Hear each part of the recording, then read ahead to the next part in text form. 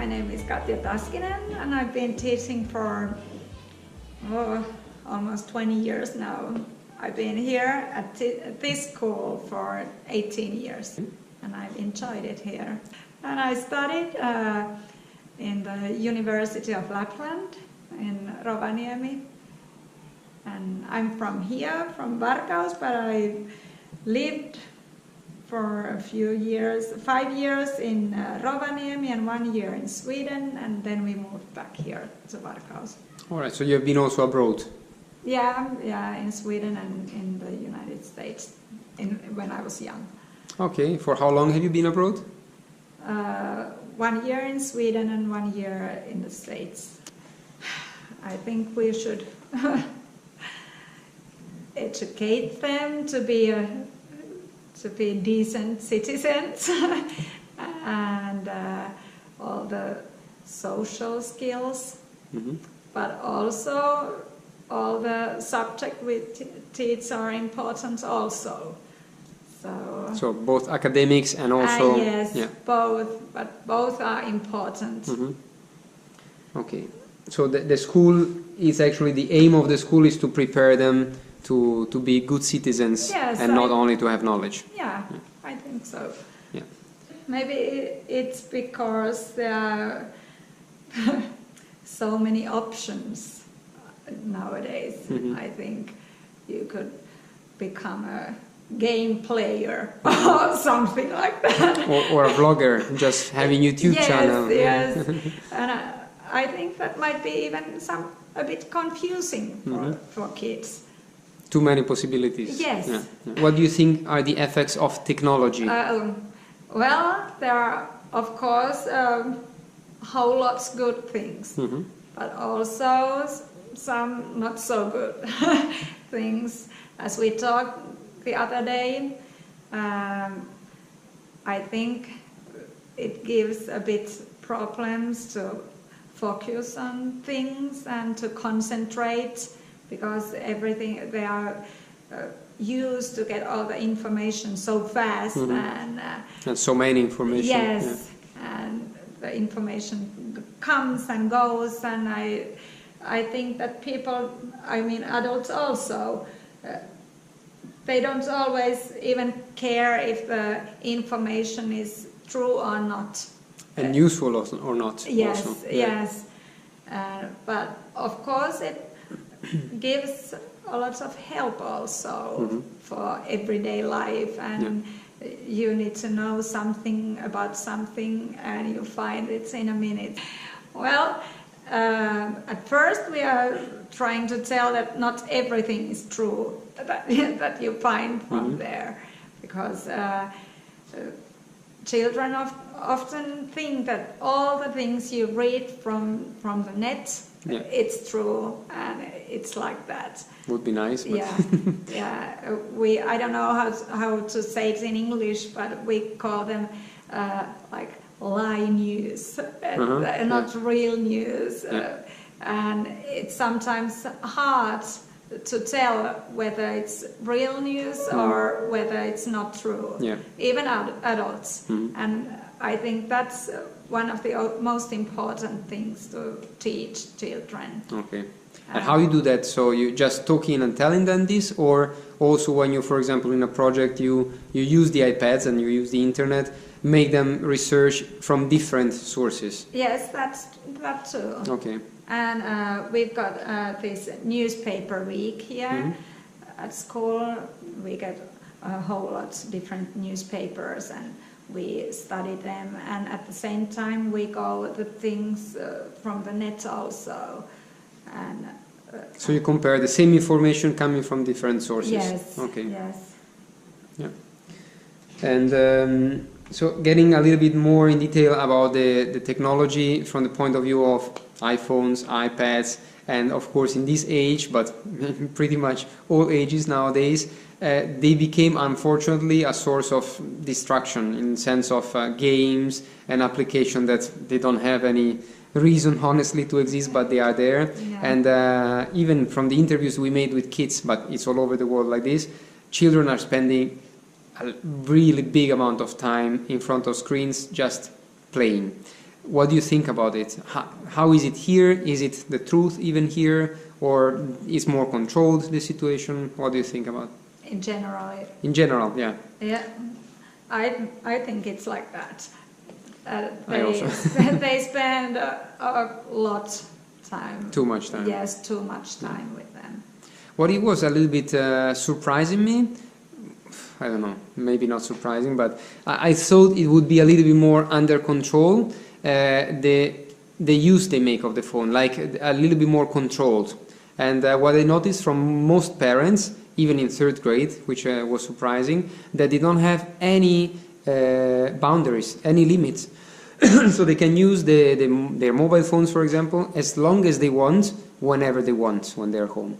Yes, some of them can, but not all. I know some of the kids here can't use their mobile phones at all at home when the parents are there. Right. They haven't got this mobile net on their phones, only the Wi-Fi, and parents switch the Wi-Fi off at home when they are not at home, so the kids can't use their net at all. Until the parents come. And that was a bit of a problem here, because they stayed here at school and used the school Wi-Fi and visited the pages that weren't so nice. Not fitted for their age. Yes, and the parents contacted me, and we found out there was this kind of problem. And now they can't stay here at all after school. They have to go, and they can't use their phones on the corridors. But was a general issue or only about your class? Yes, with my class. Okay. I don't know about the others. But is there any regulation inside the school about generally for the use of the net, the Wi-Fi? Yes, you can't use your phone unless it's allowed for your studies or something. Of course. Yeah. Okay. Sometimes they use their own phones in the classroom for that. Some teachers even take the phones away in the morning. They take the phones and give them back in the afternoon. But we don't have a problem here.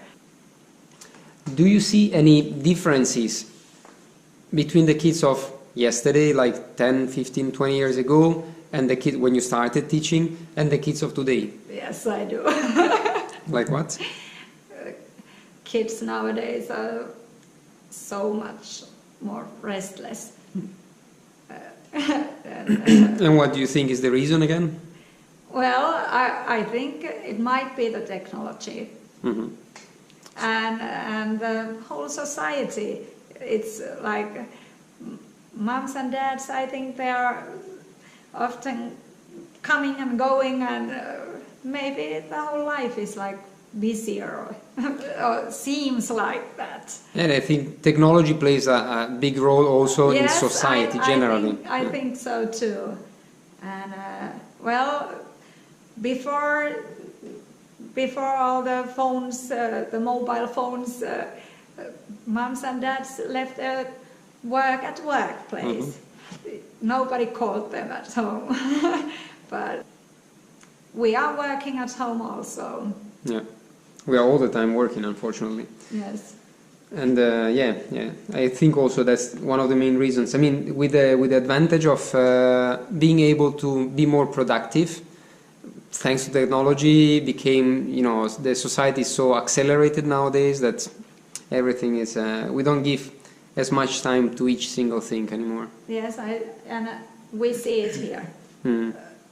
There are, well, maybe we don't give as much homework as in some countries, but we do give some. I think it's important to learn to take care of your own things. Some parents tell me that, why don't you put the homeworks on net so they could see them also? And I tell them that no, I won't do that, because I want that the kids learn to take care of them by themselves.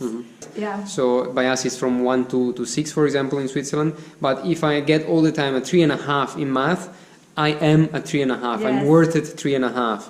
And yes, I feel exactly what I'm worrying about. Okay. That that they think that I'm not good at it, and exactly. I can't get any better if it's always like that. And it isn't true. You can always develop. Exactly. How is it that children here, even talking with them, they don't really give so much importance to the notes, which is good. By us, I think it's much more emphasized the importance of the note, too much. So how you do that? I mean, obviously it's a long-term work. Yes, it is, and it's changing all the time, so that there are less exams and more evaluating here at the classroom, and maybe self-evaluation, or how would you call it? Yeah. And but not so many exams. Of course, we have to give some exams so we know where we really go, but they are not so important.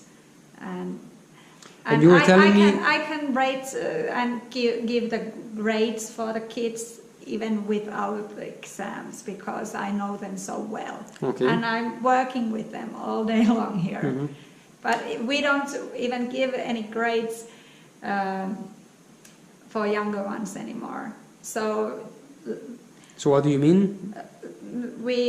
Before we gave out what's the sheet with the numbers and Giudizio, like Yes, in Christmas and in spring, but we don't do that during the Christmas time anymore at all. So you only make it on springtime? Yeah. Before the end of the year, practically. Yeah, but with numbers only for 5th and 6th graders. Okay, and what is it about the earlier grades? It's like crosses, really good, or okay, or not so good, and like with words. That's from the 1st till the 4th grade? Yes. It's made in this way? Yeah, and in Christmas time, after the fall term, we discuss with parents and with the kid. Okay. How did it go? Okay. But nothing on a paper at all. If I give my child from 1st grade until 6th grade, so that makes 6 years, that I'm really trusting the teacher to make his best to make my child ready for the 7th grade, right? Yeah. And how is that there is this kind of trust, or is there any system that allows this trust to be given to teacher? I don't know if I was clear explaining. Well, I don't know if I can answer that question. And that's also helping if one has a little bit of weak point on any subject, he can count on the help of others. Yes, and you always get the help. Exactly. So that's I think it's a key point. If somebody knows more about computers and all that, they always tell you what to do if you don't know. And I think that's one of the key points where maybe to start from, which is this pro school at the end, which is collaboration, and it's not only helping, smiling to each other, but it's collaborating at the end. Yeah, that's true, and it's really important. And you get help with art projects and all kinds of things. And if somebody invents something really good, they always tell it to the others. Yeah. I've seen in pretty few students already a lot of stress and even fear about the step from the 6th grade to the 7th. Why is that? I think here in Varkaus it's like that because we have a new school from 7th to 9th grade. Only one nowadays, and it's really a big school. So what is scaring the students? I think it's the size of the school that is scaring. Back in the old days, we had the next step here at this school, inside the building. Until here. the 9th? Yes. Okay. From 1st till the 9th grade. And it wasn't scary at all back then. Because it was like passing from 2nd to 3rd, from 5th to 6th? Yes. Okay. And even though you changed teachers, right? Yeah, but you had seen the teachers here. You practically know them already. Yeah, okay. and the building was familiar. Mm-hmm. I think it's the new school and picture in their heads that it's so big and scary. Yeah, yeah. Mm-hmm. There you got a different teacher for every subject, so it's gonna be a whole lot different. Okay. I'm teaching history and social sciences for the 5th graders, and last year also the 6th graders, and it gives you the freedom to give up the books and study in different ways, to find the information from different places and only the book. Mm-hmm. So and that's when I really gave up with the exams, also with the bigger ones, and they made their own books and maybe plays and all kinds of things like that they showed me their knowledge, not by reading and doing the exams. So you're saying that with this new system you don't have to stick anymore to the school books, right? Yeah. But you are allowed to take information from wherever you want. Yes, and not only allowed, but so you have to. Yes, so okay. We have to. But your own imagination is a limit, what you can do. We've done, for example, the magazines for like medieval magazine, that they find out all kinds of things to put there, what's happened in medieval times, and maybe some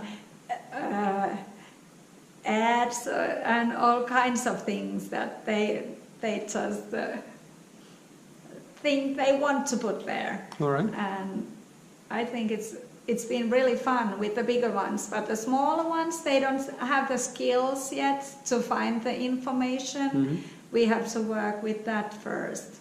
But that's the first year, right, of this new curriculum? It's the second. Second, okay. So that's, I guess it takes a little bit of time to get into all the classes and... Yes. Yeah. But again, what comes to my mind is the power given to the teacher, because again, to put something like this in the curriculum and to say, okay, don't use the books anymore, use whatever you want, is like really trusting the teacher. Yeah. Because yes, but of course we have to read the curriculum to see what things do we have to teach. Okay. Them. So you have anyway a program, of course, that certain things that must be must achieved. Be done. Yeah. Okay. And yeah. But and that woke me up that you really don't need the exams. You can find out other ways also what they know. So you're telling me that now, even in the 5th and 6th graders, you don't make any exam anymore?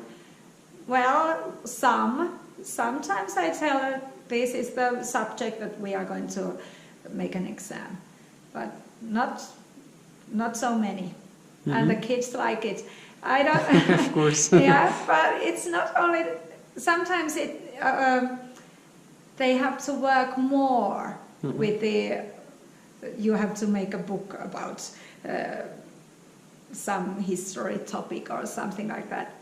I think you have to work more than only to study for the exam. Then I might write there that what was good about it, or what was not so, what was missing maybe. Okay. So everything is based much more on communication between the teacher and the students. That's the point of the new curriculum, I think. I think your person is the most important tool. What kind of person you are and how you bring it to the children here. Okay. But of course, then the new technology we have, we use quite a lot of iPads and all kinds of that, if you mean the real tools like that. Yeah, I think that comes to the person you are. Mhm. And of course the social things, sometimes it is noisy and, and annoying when they do like the project we did with the other class. Yeah. But The cities. yeah, but then again, if you get over it, the noise and all that, they were so excited when they were showing the cities and the work they have I've seen done that, yeah. and all that. So I think the social side is very important, and I think it's important that they come in front of the class and read their stories and read their things and say something so that they are not afraid to talk to people. Mm-hmm. I was talking also with Tina about public speaking being the #1 fear all over the world, even before death. That's which is why we practice it almost every day here. All right. So you have a lot of, let's say, public speaking. So everyone is in front of others talking. Yes, doing something little from the first grade. Okay. So that they don't have this fear of talking in front of other people. Yeah, that's what I'm hoping to achieve. That's why I try to do it here almost every day, so that they wouldn't be panicking. Exactly. I think it's very important. Yes, and we even have one lesson, well, maybe once a week, maybe once in 2 weeks, that they make up their own plays or whatever, something they want to show. Sometimes they want to sing or do some gymnastic or something like that, or make a little play, and they show it to the others, and we look and keep applause. Nice. And what are your biggest challenges as a teacher? Well, I think it's the restlessness so we have here nowadays, and the kids that cannot concentrate on what they are doing. Which you didn't have in the past? Well, had, but not so many. There was maybe one in a classroom or something like that. So again, back to the probably society and speed of society and life. Yeah. And what skill you wish to improve in yourself as a teacher? Oh, I don't know. Maybe more time, that I would have more time to give to each children, and would notice even the quiet ones more often here. And it often goes that there are the ones that are always talking, even when they have nothing to say or have been asked to say anything. And then there are the quiet ones that do everything as they are supposed to do. And I hope that I would see more those also, and give the positive feedback to them also. And maybe that I would have more time for everyone here. And what about school? I mean, you feel like there would be anything that could be improved generally in the school? I don't know. I think we are improving it the way we like it to be at the moment. Well, of course, there are always things to improve. You're asking so difficult questions. I don't want to. No, but feel free to not to answer if you think that. I mean, from my point of view, it would be very hard to answer because after 1 week here. So maybe for you being here so long, it's easier. But for me, the building. But about teaching system and the teachers, etc., I could not answer honestly. Yes, and because we have such a freedom here. Exactly. I can do my work however I feel is the best way to do it. And I think that's the best thing about this job. Yeah. And about the system. Nobody is watching me from above and telling me what do I have to do. When I do the things and teach the things that I have to teach, I can do it just the way I like it. Yeah, yeah. It's really fascinating how, again, as I said, the power that is given to the teacher, but not because it's just decided from above that they have to be free, but because it's the system itself and the education system to become a teacher, I suppose is quite hard, isn't it? Yeah. So you are sure that when those teachers that they get certified as teacher, they are able to make their job properly. Yeah, it's really hard to get into the universities to study to be a teacher. And it's 4 or 5 years in university, so I think they trust that we have the skills. So here every teacher, even from first grader, needs to have university degree? Yes, we all do have a university degree. Okay. I think teachers are appreciated here in Finland. Yeah, absolutely. Well, I hope that they'll find their own place in the world and are happy. And I hope they'll find out what they want to do. As you said before, that they don't always know. Kids don't know what to do even when they are a bit older. So I hope they'll find the way to make their living the way they like. And I don't know, find their own place in the world. And, and I hope they'll all be happy.